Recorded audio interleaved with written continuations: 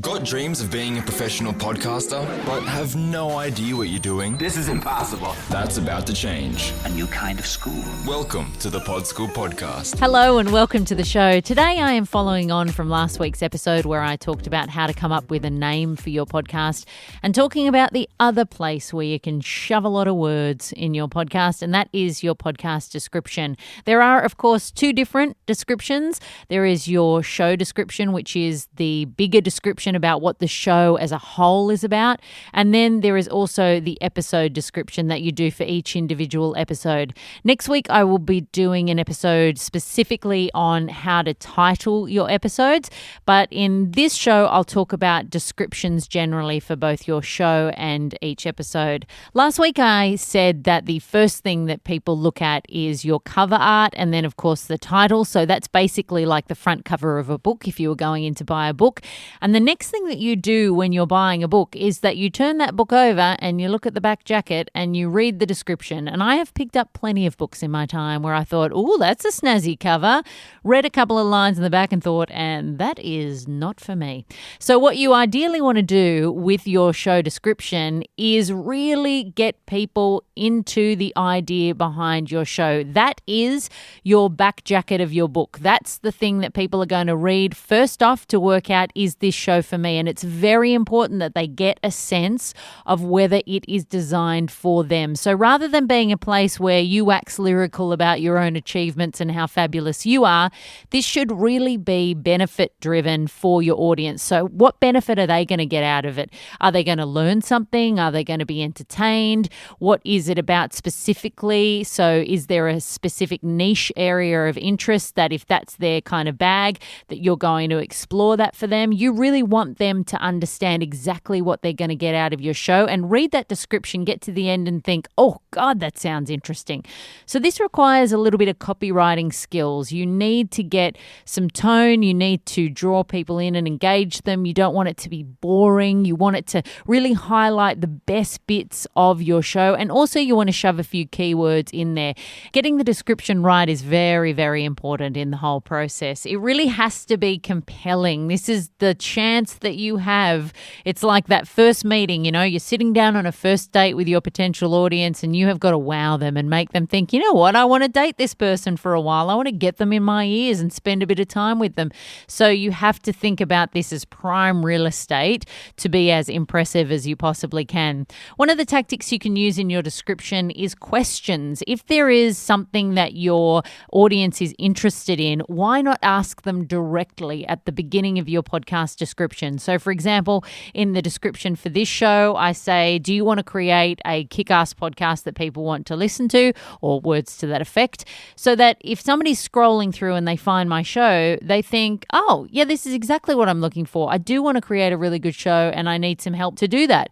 So try and ask in a question something that as soon as your audience reads it, they're going to realize this show is for me, and then do a bit more describing in terms of what they can expect from the show. But kicking it off that way can be a really good way to hook people in and make them realize immediately, without having to read through 300 words of copy, that the show is actually designed for them. Try and get your tone into the copy if at all possible. You don't want to bore people to tears just with a list of all of the things that you're going to be covering. If it's a cheeky show, be cheeky in your description. If it's a funny show, try and be funny in your description. Easier said than done. But try and get as much personality into that copy as possible so that people can get a bit of a vibe. Obviously, when they're reading your description and they're trying to work out whether the show's for them, they're not listening to anything. They can't really get a sense of who you are. And if you are a sparkly, jazz-handed, personality person, then you want to express that in the copy of your show. So try and get as much of your own personal sparkle in there as you possibly can. The episode descriptions, all of these same rules apply. And the only other thing I would say about when you're doing your episode description is don't be afraid to repeat the name of the guest in the description. So sometimes we'll put the description into the episode title, but then you won't repeat it again in the description. So definitely put the name of your guest, if it's somebody who people might be searching for, towards the front of your episode description. And that episode description, as well as the title, will be the reason that people click on that show. So even if you've got subscribers who love your show and subscribe to the whole thing, they are still going to be picky about what episodes they actually listen to. So there are plenty of shows that I subscribe to, and if I tried to listen to all of the episodes of all of them, I would never leave my room. So I have to be a little selective. So often the combination of the episode title and the description, which is your opportunity to flesh out more than you can get into a title, is the way that people can tell if they want to listen to that show. So be creative, be interesting, be compelling. Tell your audience exactly why they should listen to the show. If it's an interview series, then make sure that each episode gives an indication of one of the highlights of that episode. This is the same if you're just doing a tips show or an educational podcast. What's the best tip that they're going to want to know that's going to make them click on that episode and think, oh, I want to learn more about that? Again, you can employ questions. If you're answering specific questions in your show, you can put that into the description. Of course, you can also put it into the title. But just think about this as the place where you're convincing someone to decide on listening to that episode. It is not a foregone conclusion that people who subscribe to your show will listen to every episode. You still, every time you release a show, have to convince them that this is content that they are going to be interested in, that they are going to want to listen to, and that is going to give them something in the end. So that description section of your episodes is gold territory, and you don't want to waste it. Don't think of it as an afterthought or something where you think, oh, it doesn't really matter. That can sometimes be the difference, especially if you use more cryptic titles. So, for example, with one of our shows, Mamamia Out Loud, we often do more clever titles. So rather than it does what it says on the box, you'll sort of try and come up with something that's a little bit different. So it's more of a fun title, even though it gives the essence of what we talk about, or there might be a line in there that we particularly discussed.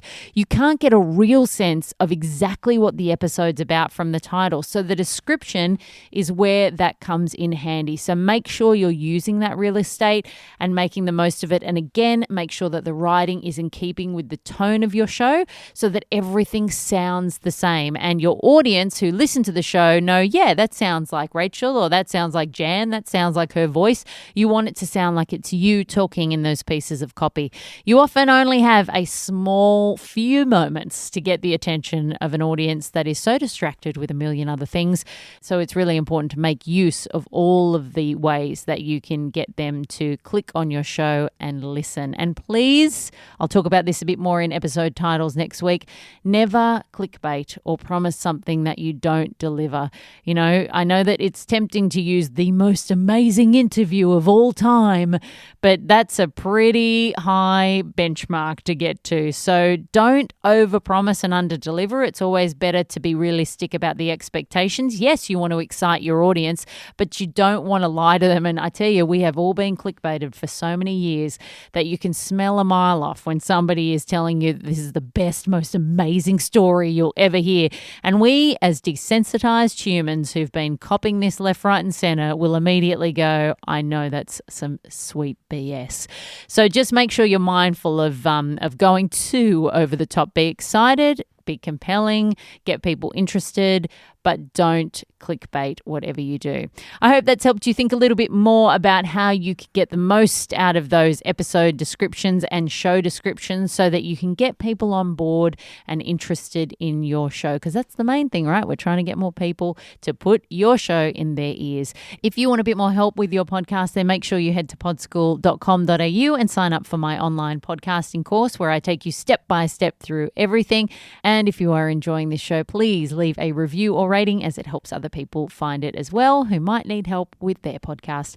I'll see you next week, and until then, happy podcasting. That's all for today.